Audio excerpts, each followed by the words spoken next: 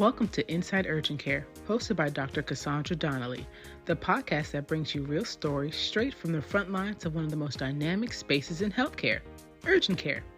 Whether you're in the field or just curious, this is your go-to spot for honest conversations, insider insights, and the voices of those who make it all happen. We're so glad you're here. Let's dive in. So welcome back to the Urgent Care Podcast. I am Dr. Cassandra Donnelly, the host of the new podcast. So thank you so much, Dr. Chow, for agreeing to come on and talk a little bit about yourself. I had a chance to do a little bit of digging on you, some things that I did not know. I did not know. And so for those of us who don't know, I had the pleasure of meeting you as a board member of the Urgent Care Association, and really at the top, I would consider, of your, at the pinnacle of the UCA, and didn't have the pleasure of getting to know you prior to that. And so I know you at the top of your journey. And so I had a chance to just do a little bit of digging and know that you are a family medicine physician by training.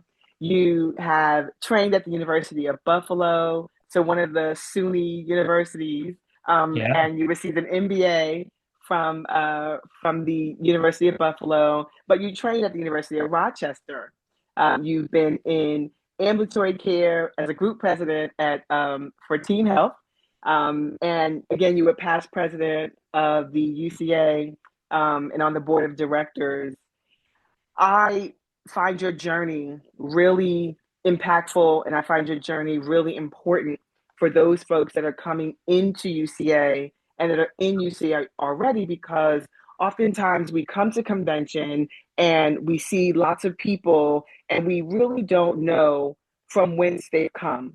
We think that it's unattainable wherever they are. Should I get involved? Maybe I'm not the person for this or that.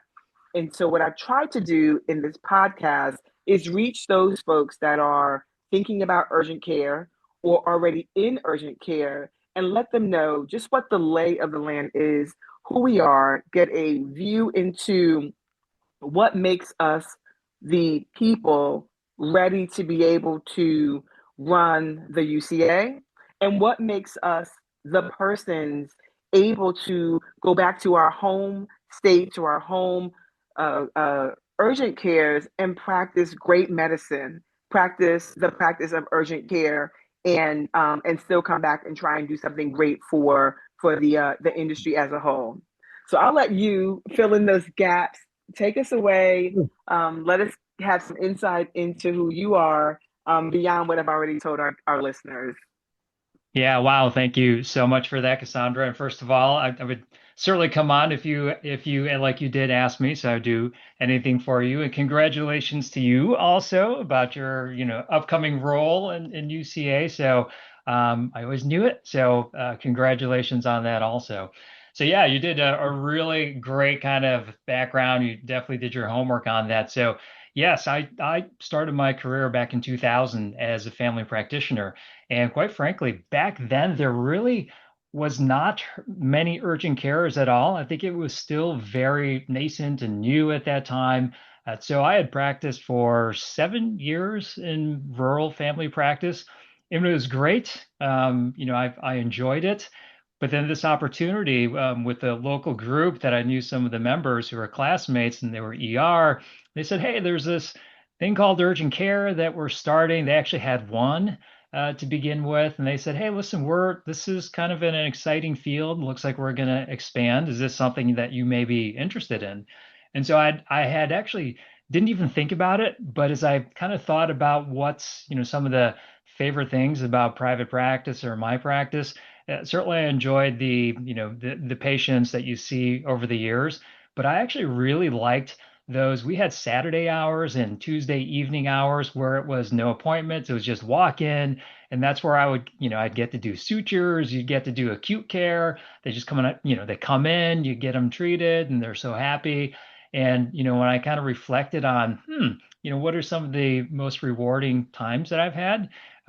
Those are some of those days where you're like, this is really fun. And again, it's not the patient, the patient relationship you have, I think is fantastic. And you can still have that in urgent care, no question. But I found, wow, this is really, kind of fun. And if this is what I can do all the time, I thought this would be great. And so I kind of, in that, it was 2007, took a bit of a leap because I'd been doing primary care for 7 years, was in my own practice, with partners, and just kind of decided to make that leap and really never look back from then.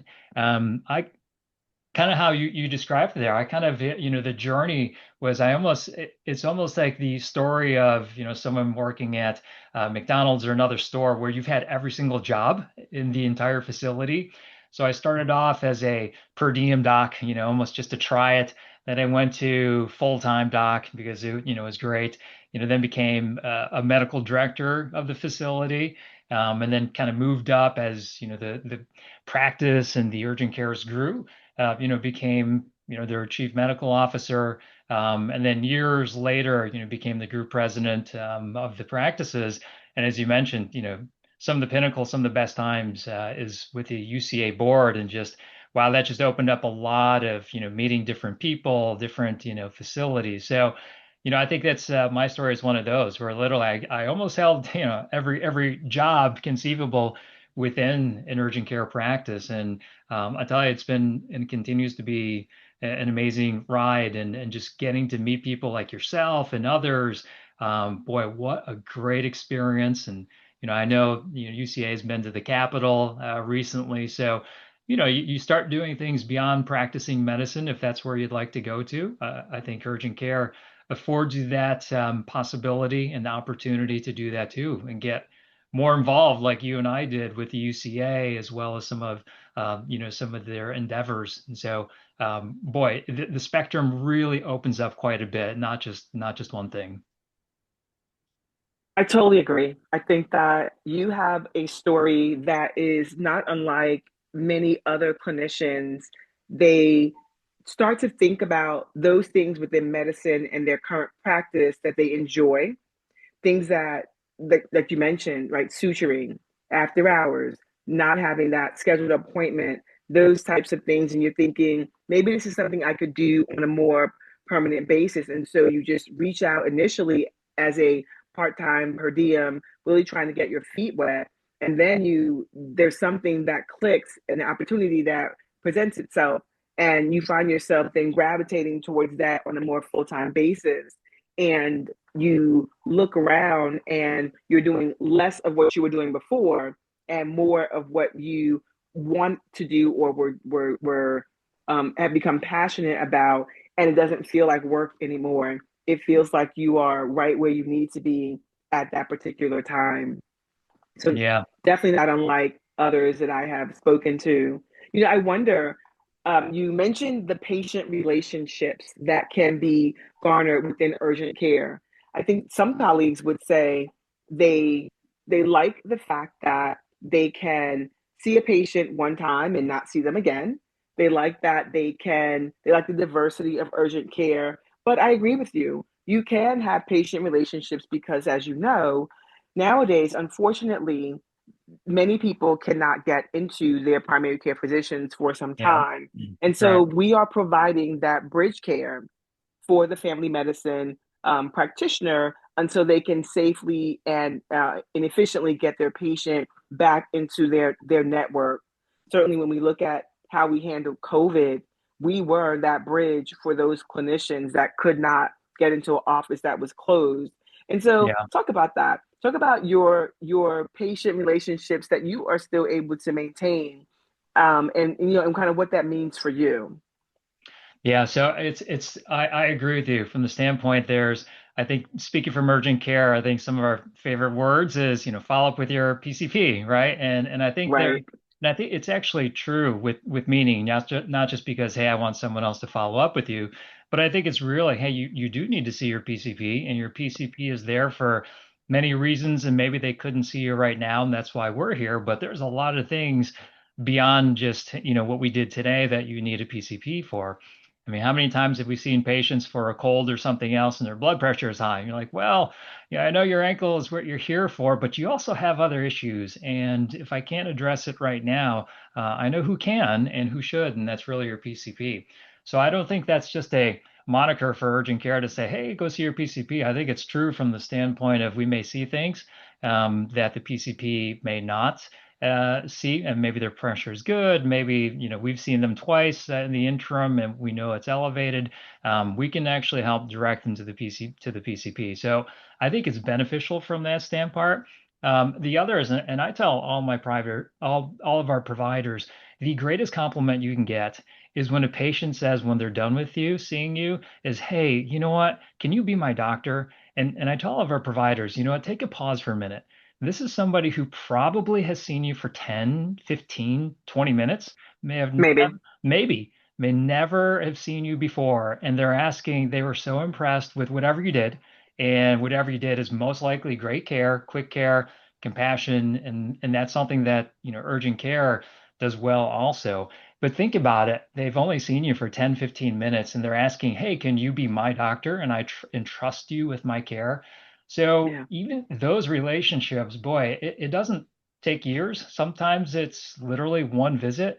Yeah. And I'm sure you've heard many times before with yourself or other providers, hey, is Dr. Cassandra or someone working here today? Like that's the greatest compliment, I think. Anyone can, a doctor, a clinician, a APC, that's the greatest compliment anyone can get. So I think the relationships in urgent care, some of them could be, years and years. They may come back and see you and they say, hey, you sutured me 5 years ago or something like that.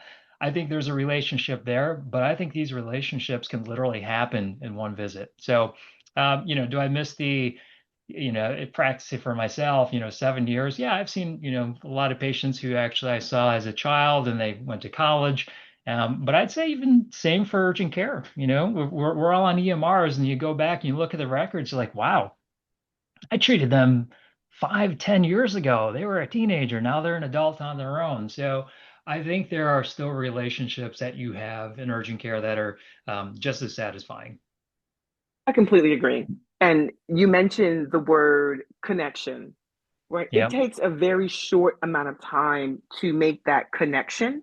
And once you make it, you have, as you said, you've created a relationship with the patient that could very well change their health trajectory for life.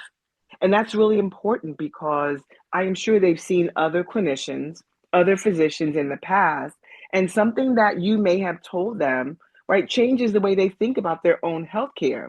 How much more impactful could that be, right, for a physician to know that in that 10, 15 minutes, you've just changed how they think about taking care of themselves? In that urinary tract infection that comes in. And as you mentioned, you discovered that there's glucose in the urine.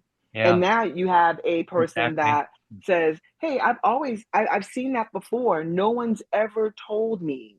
How many times have we heard that? I'm Yes. so glad you mentioned it because now I will go and follow up. You've changed the trajectory for that patient and how they view their health care. And if you can do that in 10, 12 minutes, take a pause. I agree. Take a pause and just think about how you presented yourself to that patient, how available you were, and how dialed in you were to that visit, and just copy that.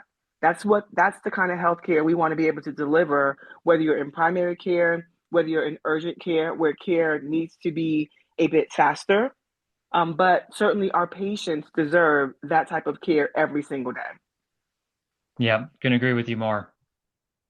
All right. So you are in family medicine, you decide that you have some things that you love about it, you fall into urgent care, and then by some way, shape, or form, you find yourself at an urgent care association meeting or conference. Talk me through that. How did you get involved with the UCA? Yeah, so UCA, I mean, is the organization really represents urgent care. And I think it was one of those, that you start off with a conference, you just, want to go somewhere where you can get CME, meet like-minded people. And, sidebar on that, when we talk about urgent care, I mean, I found not just the medicine, but a lot of urgent care clinicians, operators, they're very entrepreneurial, right? And so it's not only how can I do my best job in seeing this patient, but then you think, how can I do it quicker and better? And then how can I, do more? So there's certainly, in my opinion, there's a lot of that entrepreneurship in Hmm. many of the urgent care clinicians, and I found that to be, when you think about, the tribe that you want to be with, you want to be with people who can do a little bit of both, right? And so for some, clinical medicine, definitely. For some, they like dipping into operations, into leadership. So I think, urgent care as a whole, I've found that just the spirit of it is entrepreneurial and very collegial. So I think that's what really attracted me also. So I know I sidebarred a little bit there, but it does kind of lead to, when you go to these conferences, like you said, it's the people that you meet, and you find that, a lot of people, as in, many, we're more similar than we are dissimilar, but then we also learn things from everyone too. I think when I first started joining, UCA was still relatively, I'll say, relatively young also at that point. And so, you go there to try to find some, at that point, a lot of the topics were hot to start up in urgent care. So I think there was a lot Hmm. of folks who really wanted to hear that. And certainly there's the CME and the education, which is fantastic.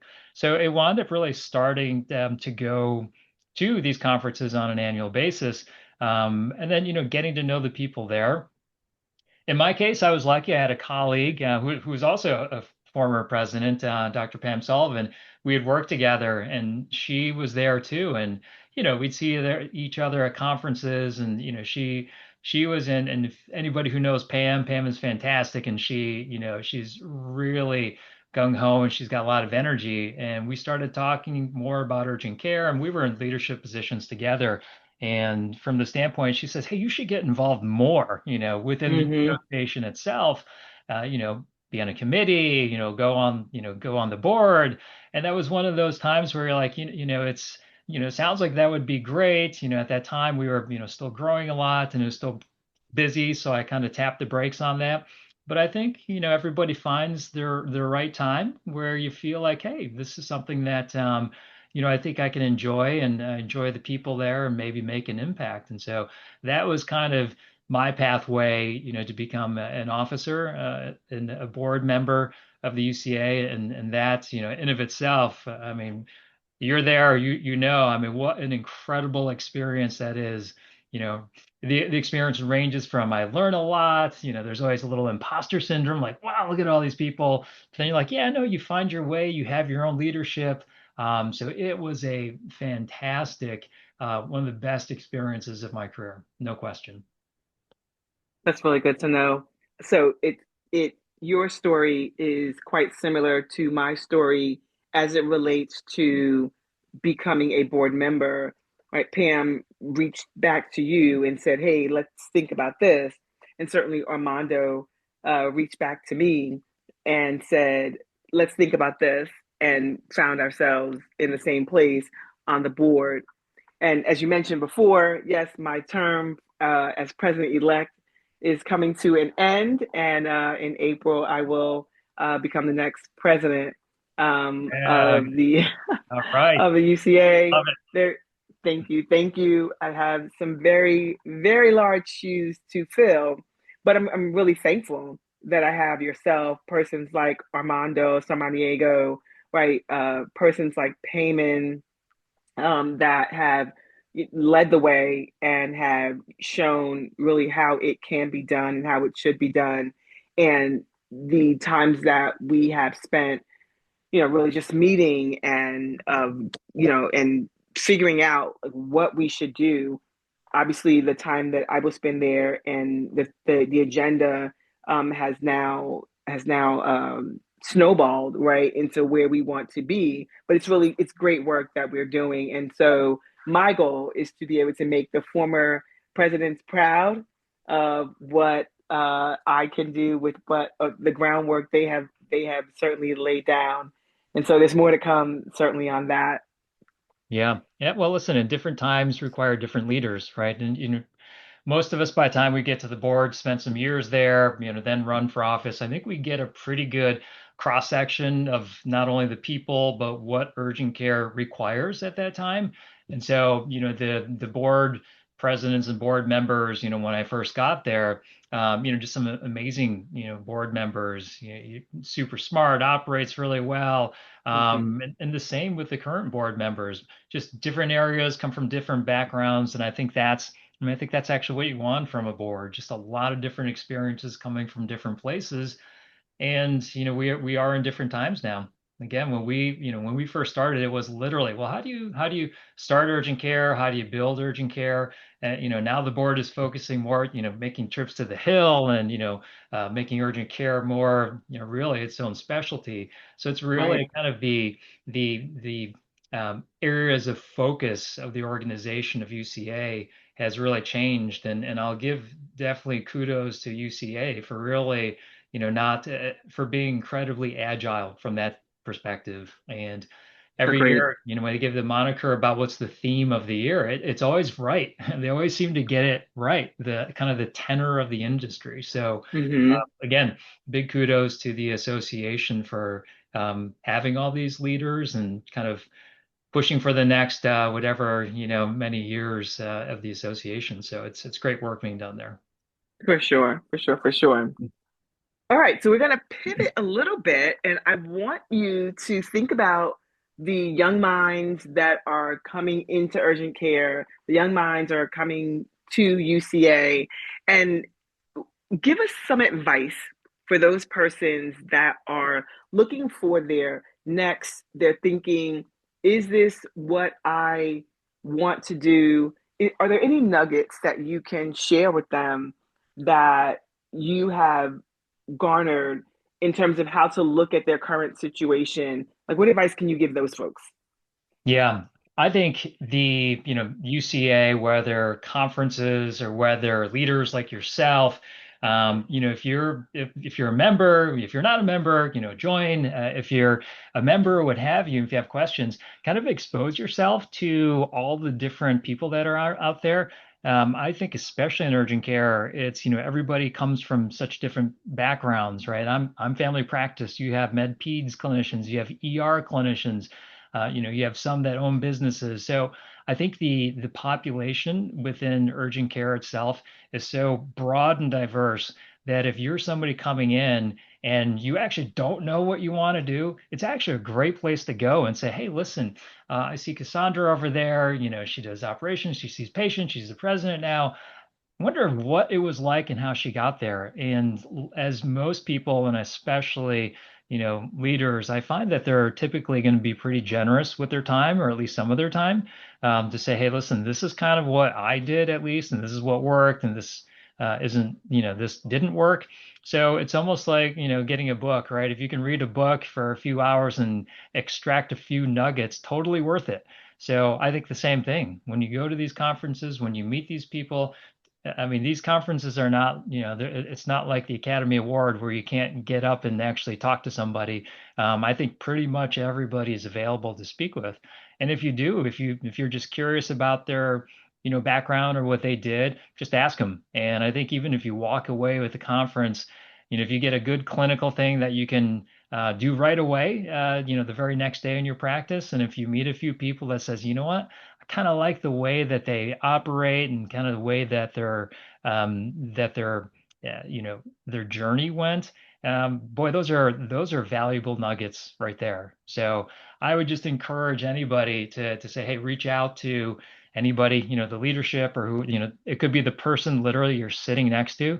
I don't Hmm. know how many times it's just randomly, when you go to the conferences, you get a break and everyone's eating lunch and you're looking around the tables and like, oh, there's a table with only a few people. You go sit there, you strike up a conversation, and all of a sudden, oh my goodness, yeah, that's what we're trying to do too. And exchange cards or exchange contact information, and that's how a lot of things start. And I know the planning committee for UCA and the conference has really intentionally made it easier to have spots, places, environments, times for you to be able to do that. So I would definitely encourage, anybody who goes to these conferences is literally just reach out and, talk to somebody and ask them what their story is. And like I said, surely you'll probably get some nuggets to it.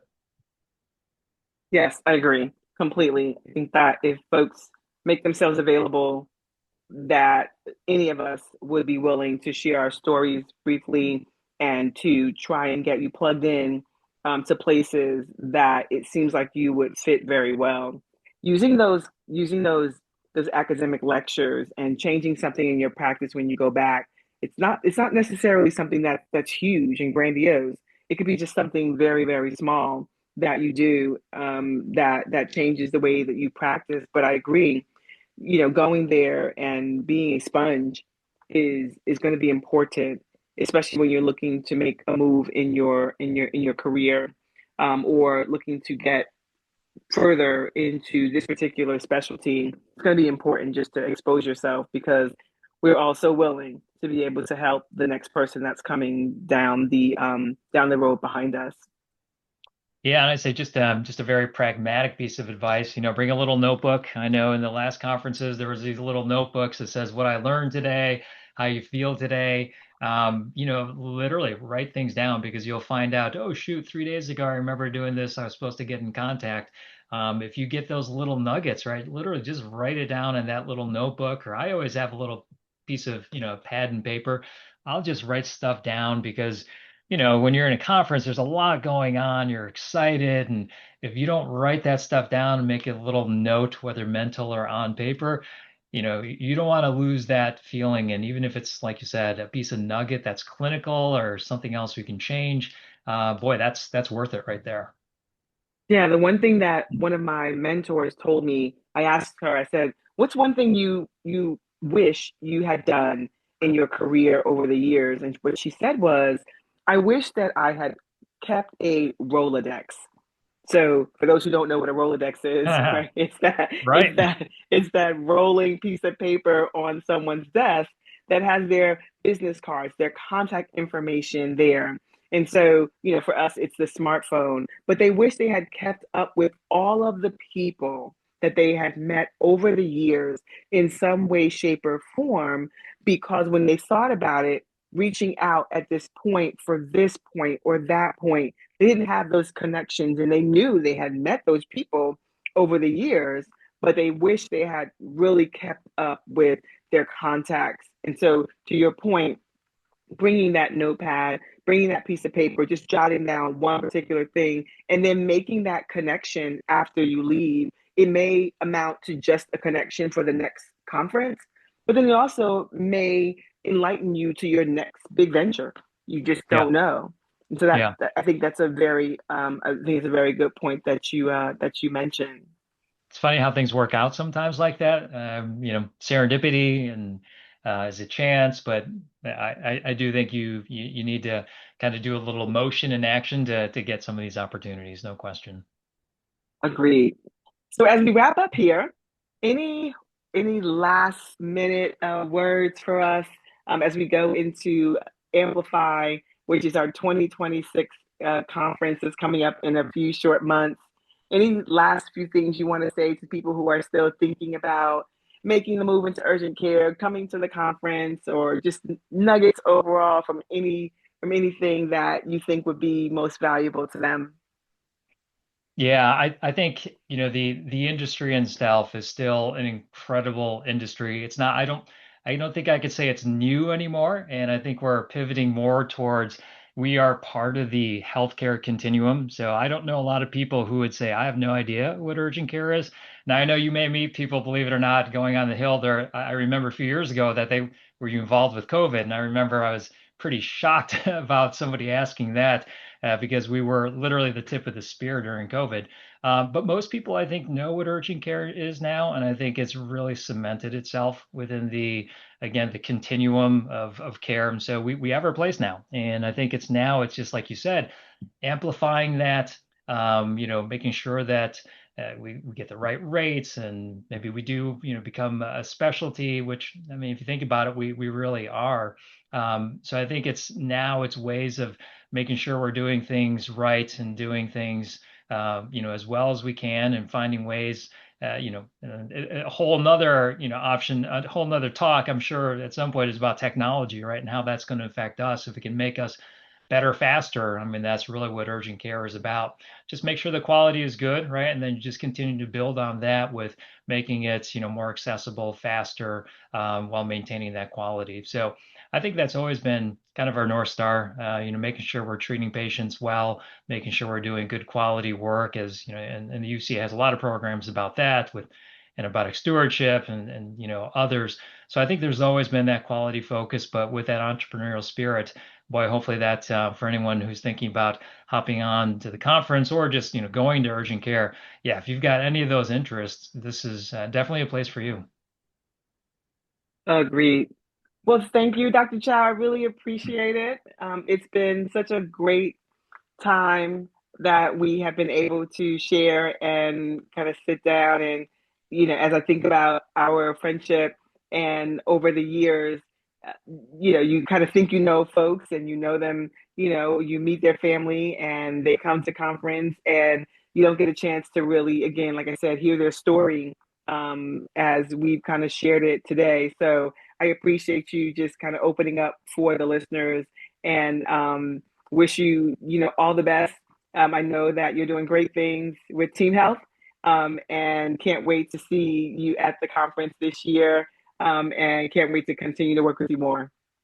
Yeah, that sounds great. Honored to be here, being invited to this. So yeah, all the best for you yourself in this coming year. Super excited for you and just look forward to the future. And so this has been Cassandra Donnelly hosting the Urgent Care podcast and bringing you the best of what urgent care has to offer. Thank you so much, and I hope you tune in next time.